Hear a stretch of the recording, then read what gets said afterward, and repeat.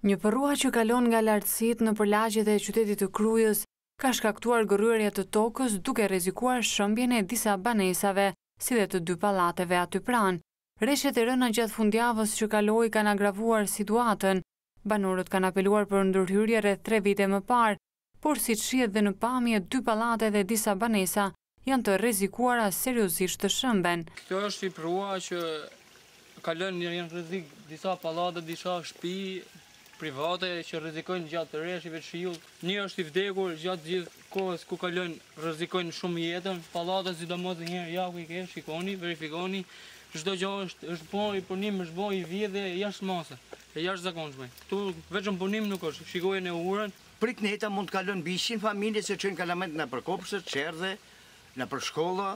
Po të në shenjë pallati se ka hik dheu, në hina të rreziko. Ne rrejmë me frikë për projtë se është shëmë prej me projtë kërëcisht. Rreth një vit më parë është dhënë një fond prej 200.000 eurosh për ta disiplinuar projnë, por si shihet punimet e bëra nuk kryen asnjë funksion. Dhe pallati do rrezikojë dhe shtëpia do të rrezikojnë çdo gjë.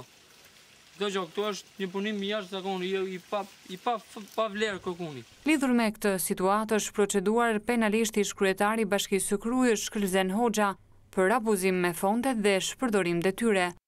Gërryrjet e këtij përroji kanë shkaktuar gropa të thella dhe të rrezikshme, ku disa vite më parë në njërin prej tyre një banor gjeti vdekjen.